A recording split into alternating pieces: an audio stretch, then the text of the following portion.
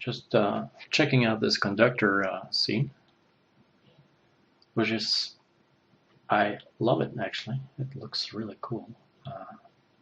Turn on VPR and it renders fast, really fast, but it's kind of like a cheat too, because this one is rendering, this conductor is rendering, though this room here, this environment, is baked. So you'll see that when you go, for example, to the base, click on this texture, you'll see that actually this base here is actually baked to a texture.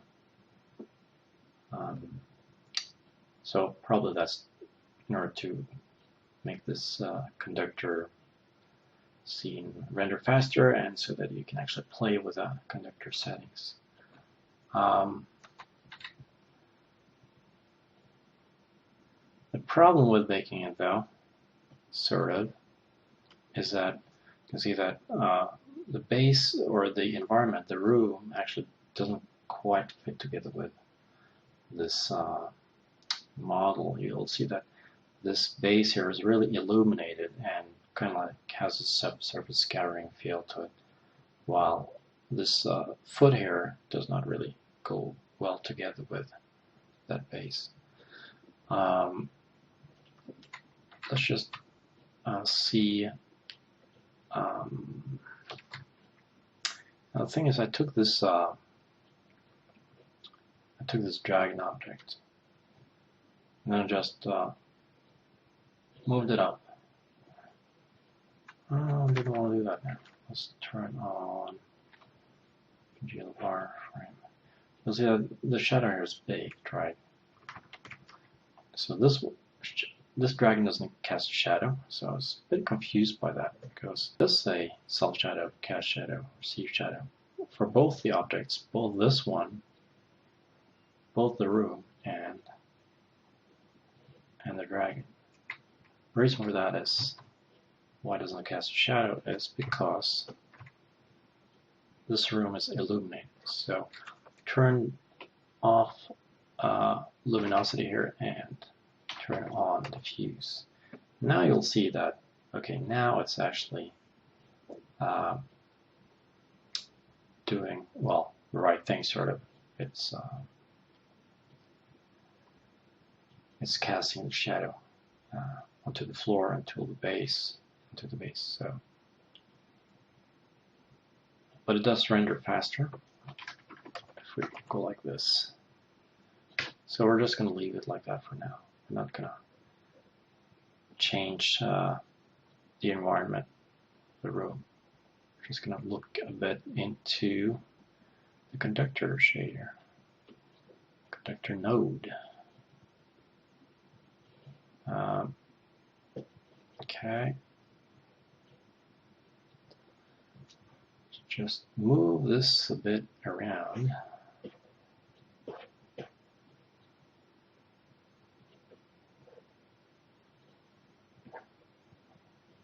Something like that.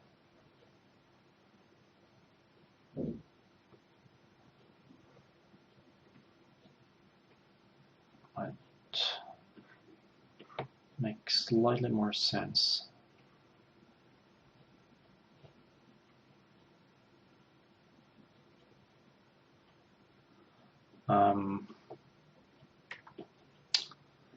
All right.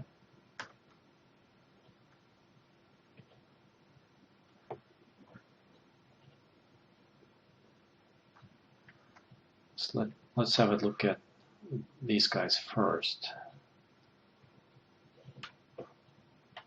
This one. That's just a color, really. So I just added that one here, so we can use that for layer. But switch for green now, you can see that. Okay, that's what it does. So no big deal. The bad thing about this color picker, I mean, it's fantastic, but it does not update real time. So I'll have to click OK. So unless you want to, if you don't want to do that, you'll have to right click here and change the, for example, hue values and saturation, etc.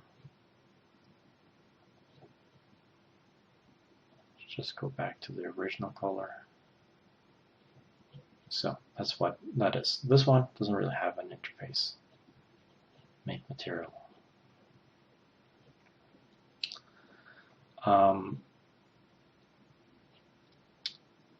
Let's unplug these guys so we can see what they do. So this gradient actually just goes in here to the color, and you'll see that this is just an incidence angle.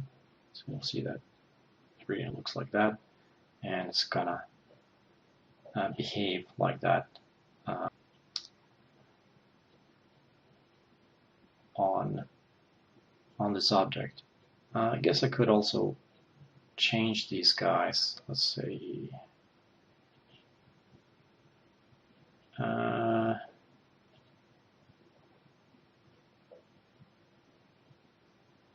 this one didn't. Okay, just showing you really that these might have an effect.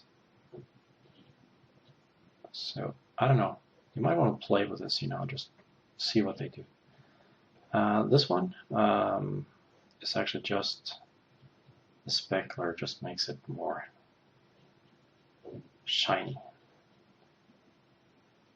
And that also uses the incidence angle. So it looks like it's what this incidence angle does is that it looks like the object is receiving light from all sides in the room, from everywhere. So it's actually a nice way to make it just look more realistic.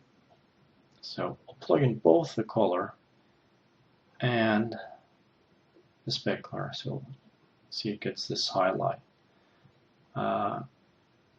That's kind of like a harsh highlight, so you'll use another gradient to well, roughen that up.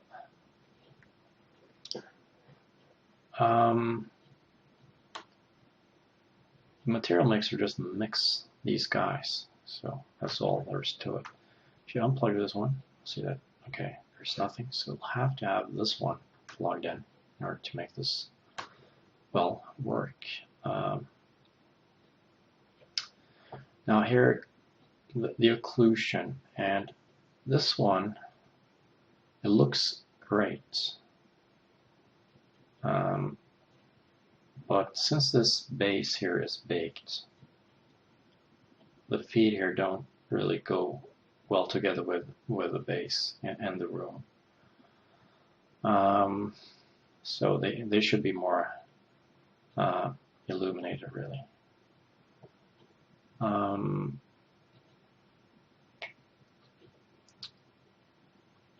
So, well, I could do that by just saying this. And now it looks much more like a subsurface scattering object. And it just looks to have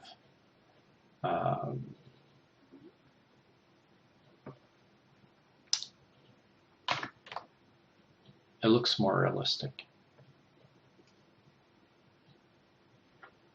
compared to this.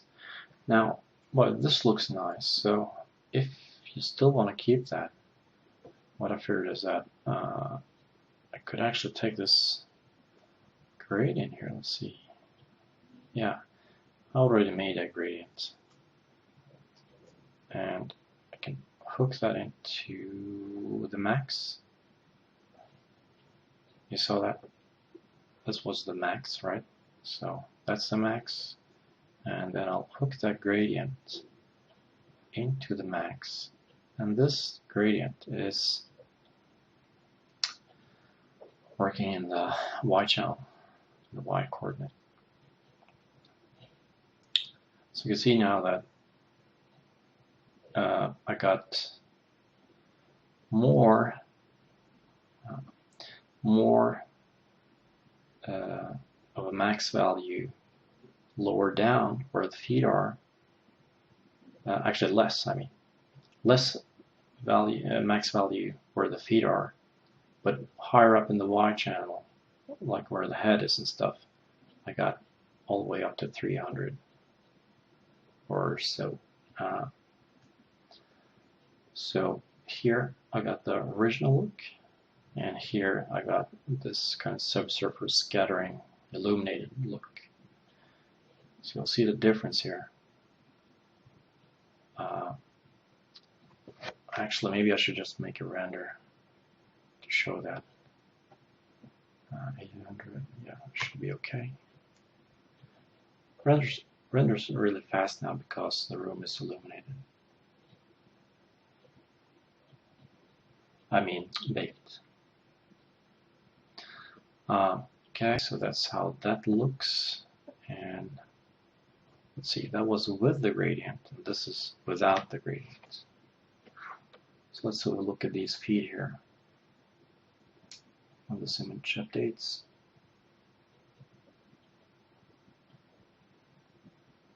Okay, so you'll see now that the feet actually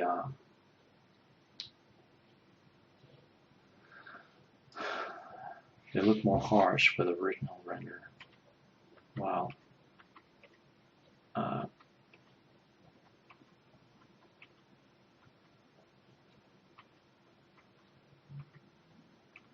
Yeah, I don't know why it changed up here, actually.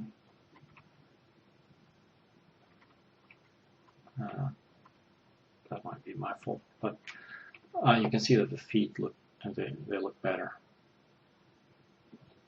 You can see that they're not that harsh.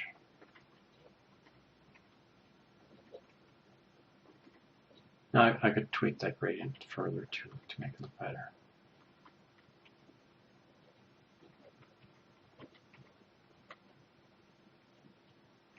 I